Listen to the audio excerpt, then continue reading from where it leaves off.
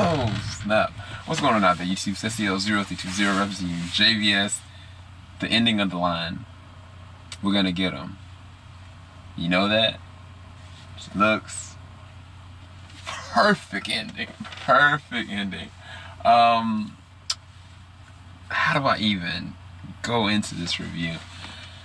Okay, so those that are Tandy and Tyrone shippers, this is the episode for you. This episode was fluttered with like legit shipper fandom everything. I was like, oh, I love it so much. I need to get over that so I can try to regroup and like really break this down. Like the beginning of the episode really showed like Tandy just really in the hotel breaking down because she's like, what's going on with my boy? Then get him back to the church, he's still all the way messed up. He coughs for a second.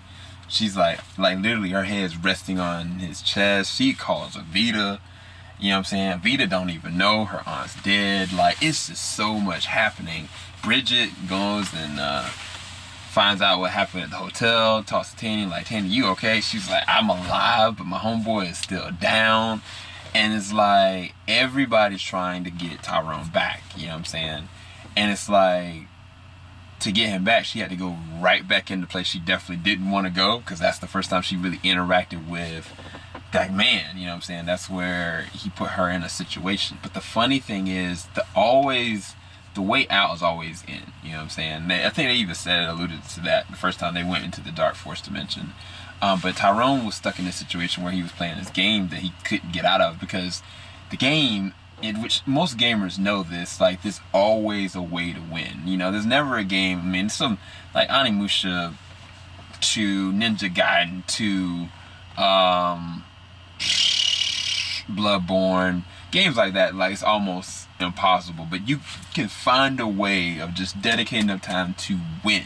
Versus in the real world, like, you take an L, that's it. There's no respawning back, there's no redos, like, there's no like ramifications like that happen outside, like where it's like, okay, well, yeah, I did the right thing, but then that caused this casualty, this caused this ripple effect. And so, I mean, there's some detailed games like game.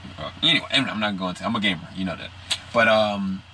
But Tyrone, he wanted to stay in it, but at the same time, even though he was stuck and mesmerizing that, he was like, I can't do this without you.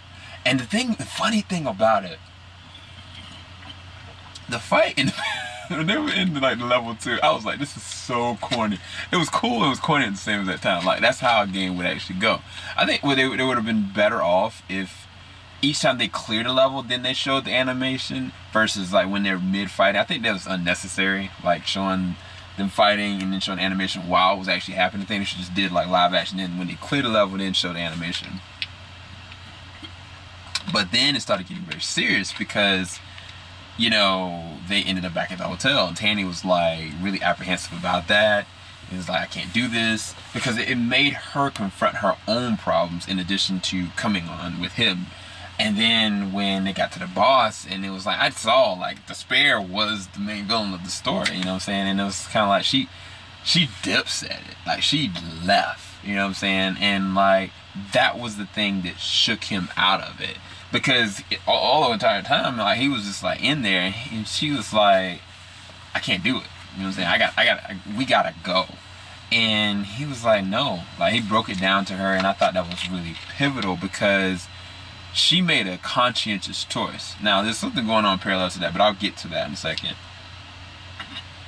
She made a conscientious choice to be like, if this is really what you want, this is really what you need, and I'm do this hundreds of times, I'll stay.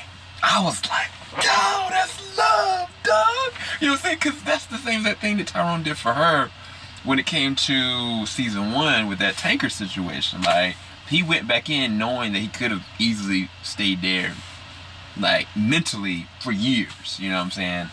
And I'm like, yo, I shipped them so much, man. I need to let it go.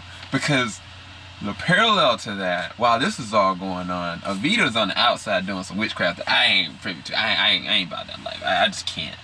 And it was like, the reality is, her aunt told her what she needed to do, but then she has to marry this. I mean, symbolically marry. I don't even know. I don't know the ramifications of it. I just know that she's promised to somebody else, and she has to do this ritualistic marriage to someone else for her to be this like level that the aunt was on when it comes to voodoo. And I was like, dang. Because she said, I mean, she made a really good point. She was like, but I don't have a choice with this. And her mom was like, nah, don't be selfish. I'm like, nah, like, I really want to be a doctor. I really want to do this. I really want to have my own life. You know what I'm saying? And it's like, when you really think about it, like, it's kind of like what the priest was kind of saying. Like, once you go and be a priest, like, that's life. You know what I'm saying? Like, you're dedicating yourself to that. And that's basically what she's doing. Like, she's not going to marry anybody else. She can't be with Tyrone anymore because of that. You know what I'm saying? I think that they should have made this episode like maybe 10 more minutes longer, maybe 5 more minutes longer, because I think what would have been really key is if, like, she said to Tyrone, you know, something along the lines of like, I had to make this choice for you to be alive, but I can never be with you now because I'm promised to somebody else forever. You know what I'm saying? Like, I think something like that. But I think that they did it so quickly, and they wanted to focus on Bridget's situation, which I ain't even gotten into, but it was kind of just like, dang. Then the Bridget situation, like, Bridget went in, found Mayhem, and like, they were going back and forth and kind of like vibing a little bit, and like not trying to kill each other. And then it was like, I don't understand this part, because Bridget was like, I can't do this without you, ultimately. Like, maybe you need to drive. And so, like, did Bridget merge with Mayhem?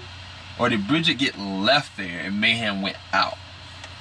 I'm left to assume that they had a fusion dance through using the gosh darn fingertips. And I was just like, what? I mean, I'm all for it, because low-key, I really love Mayhem. I really love Mayhem.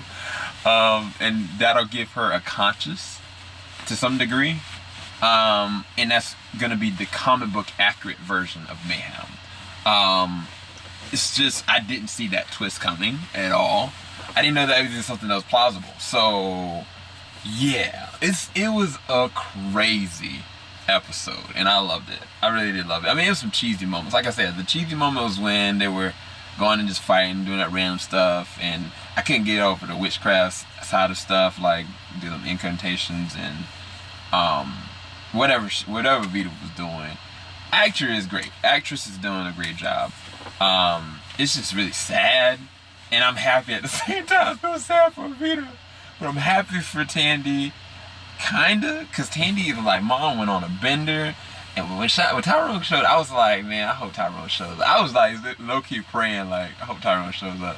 And so he walked up, came next to, I was like, you go, boy, yeah. But anyway, I don't know. Any of y'all feel the same way? Let me know in the comment section below. I'll tell you guys later. Keep it locked. JVS, stay inside. Peace, guys.